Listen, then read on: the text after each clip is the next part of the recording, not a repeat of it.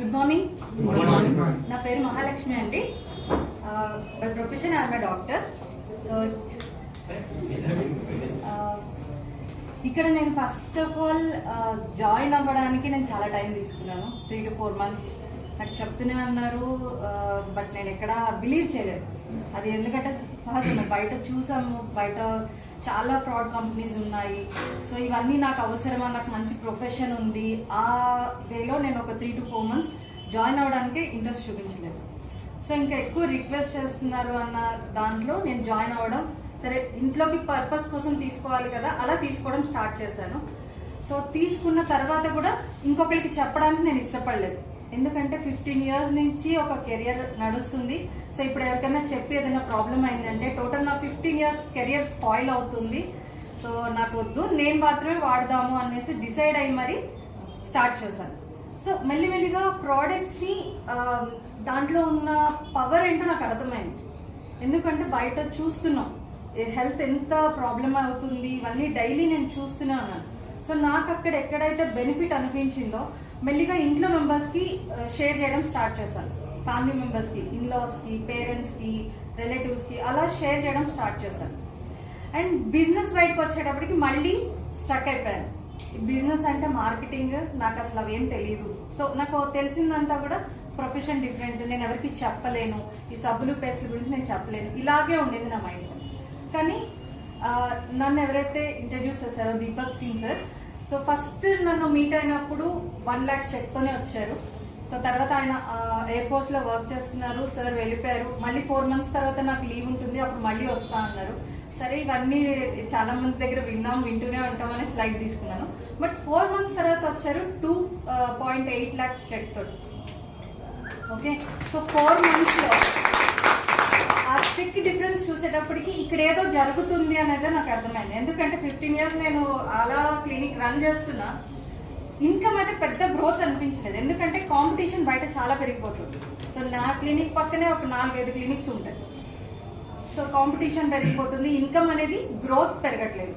So ఇక్కడ చూస్తేనేమో 4 months లో 50% ఇన్కమ్ చేంజ్ అయింది.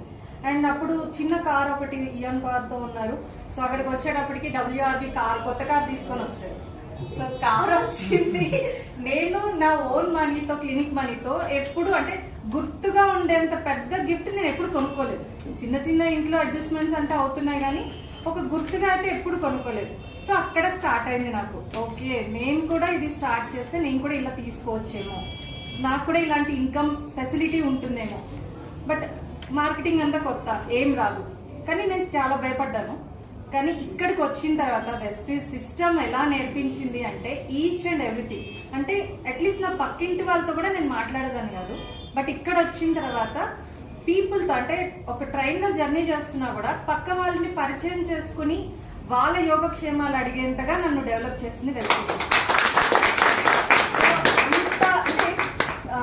మనల్ని మనం ఒక గొప్పగా తయారు చేసుకునేంత నాలెడ్జ్ కూడా నాకు వెస్టీజ్ సిస్టమ్ ఇచ్చింది. సో దానికి నేను చాలా చాలా రుణపడి ఉన్నాను. And next thing, so work అందరూ చేస్తున్నారు, చాలా ఫేస్ అయినాయి నాకు కూడా. అండ్ ఇంట్లో నుంచి కూడా ఎదురైంది ఏంటంటే, మంచిగా క్లినిక్ రన్ చేసుకుంటున్నావు, నువ్వు ఎందుకు ఇలా సబ్బులు పేస్ట్ల గురించి ఒక్కొక్కరికి చెప్తూ ఉన్న పీపుల్ని కూడా పోగొట్టుకుంటున్నావు అన్నారు.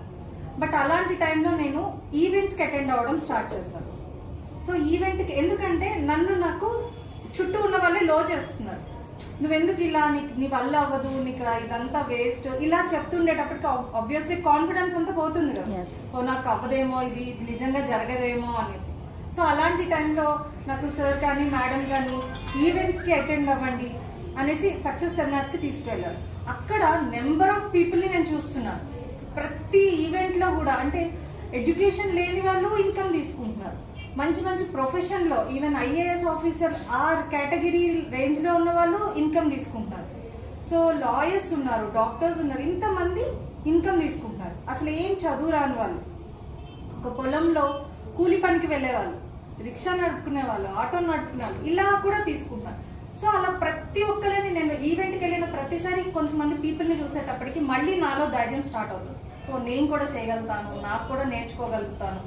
ఈ విధంగా చేస్తూ టీంని బిల్డ్ చేసుకున్నాను.